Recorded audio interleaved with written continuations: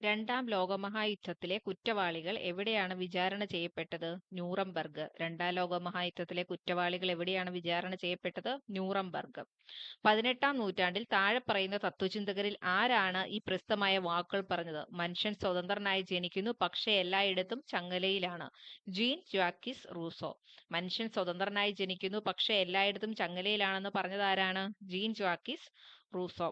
വ്യവസായവൽക്കരണത്തിന്റെ അടിസ്ഥാനത്തിൽ സാമ്പത്തിക വികസനത്തിന് ഒരു പദ്ധതി തയ്യാറാക്കുന്നതിനായി 1938 ദേശീയ ആസൂത്രണ സമിതി സ്ഥാപിക്കുന്നതിൽ പ്രധാന പങ്ക് വഹിച്ചത് സുഭാഷ് ചന്ദ്രബോസ്. അപ്പൊ 1938 ദേശീയ ആസൂത്രണ സമിതി സ്ഥാപിക്കുന്നതിൽ പ്രധാന പങ്ക് വഹിച്ച വ്യക്തി ആരാണ്?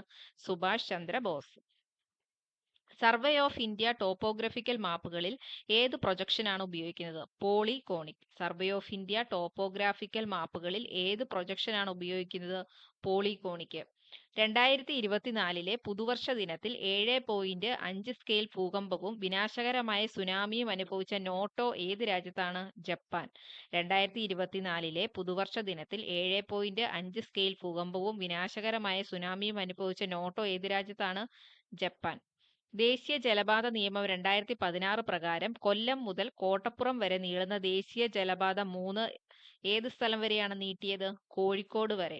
ദേശീയ ജലപാത നിയമം 2016 പ്രകാരം കൊല്ലം മുതൽ കോട്ടപ്പുറം വരെ നീളുന്ന ദേശീയ ജലപാത 3 ഏത് സ്ഥലം വരെയാണ് നീട്ടിയത്? കോഴിക്കോട്. ഒരു സങ്കോചപരമായ ധനനയത്തിൽ സർക്കാർ എന്താണ് ചെയ്യുന്നത്? കുറഞ്ഞ സർക്കാർ ചെലവും ഉയർന്ന നികുതികളും. ഒരു സങ്കോചപരമായ ധനനയത്തിൽ സർക്കാർ എന്താണ് ചെയ്യുന്നത്? കുറഞ്ഞ സർക്കാർ ചെലവും ഉയർന്ന നികുതികളും. സർക്കാർ ഇന്ത്യയിൽ ഇൻഷുറൻസ് റെഗുലേറ്ററി അതോറിറ്റി നടപ്പിലാക്കിയത് ഏത് പഞ്ചവത്സര പദ്ധതി കാലത്താണ്? 9-ാം പഞ്ചവത്സര പദ്ധതി. സർക്കാർ ഇന്ത്യയിൽ ഇൻഷുറൻസ് റെഗുലേറ്ററി അതോറിറ്റി നടപ്പിലാക്കിയത് ഏത് പഞ്ചവത്സര പദ്ധതിയുടെ കാലത്താണ്? 9-ാം പഞ്ചവത്സര പദ്ധതി. എല്ലാ അസംഘടിത തൊഴിലാളികളുടെയും കേന്ദ്രീകൃത ഡാറ്റാബേസ് സൃഷ്ടിക്കുന്നതിനായി ഏതു കേന്ദ്ര മന്ത്രാലയമാണ് ഇ-ശ്രം പോർട്ടൽ ആരംഭിച്ചത്?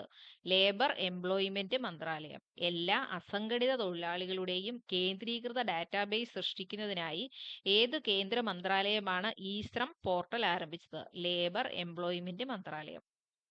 COVID-19 പാൻഡമിക് സമയത്ത് സാമൂഹിക സുരക്ഷാ ആനുകൂല്യങ്ങൾക്കൊപ്പം പുതിയ തൊഴിൽ സൃഷ്ടിക്കുന്നതിനും തൊഴിൽ നഷ്ടം പുനഃസ്ഥാപിക്കുന്നതിനും പ്രോത്സാഹനം നൽകുന്നതിനുമായി കേന്ദ്ര സർക്കാർ അവതരിപ്പിച്ച പദ്ധതിയാണ് ആത്മനിർഭർ ഭാരത് റോസ്ഗാർ യോജന.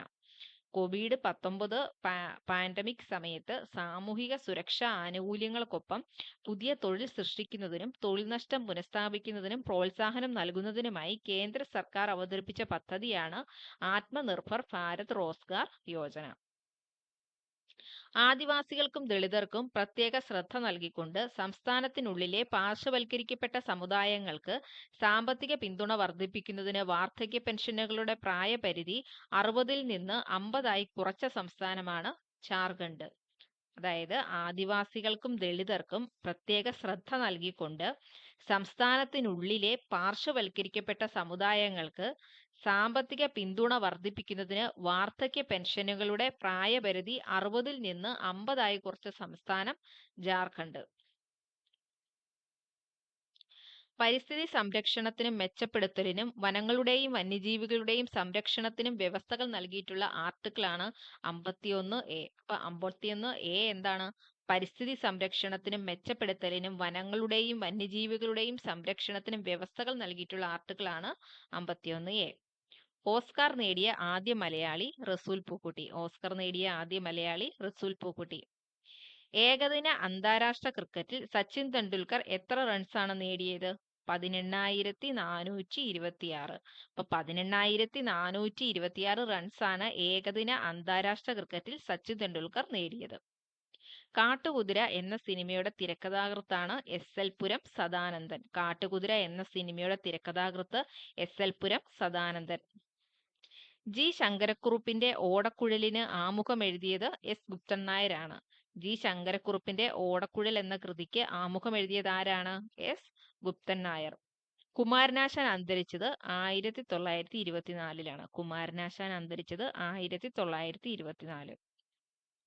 കാഞ്ചനസീത എന്ന സിനിമയുടെ സംവിധായകൻ ജി അരവിന്ദൻ. കാഞ്ചനസീത എന്ന സിനിമയുടെ സംവിധായകൻ ജി അരവിന്ദൻ. കേരളത്തിലെ ഏത് ജില്ലയിലാണ് തുഞ്ചൻ പറമ്പ് സ്ഥിതി ചെയ്യുന്നത്? മലപ്പുറം. കേരളത്തിലെ ഏത് ജില്ലയിലാണ് തുഞ്ചൻ പറമ്പ് സ്ഥിതി ചെയ്യുന്നത്? മലപ്പുറം. ആദ്യത്തെ വയലാർ അവാർഡ് നേടിയ കൃതിയാണ് അഗ്നിസാക്ഷി. ആദ്യത്തെ വയലാർ അവാർഡ് നേടിയ കൃതി അഗ്നിസാക്ഷി.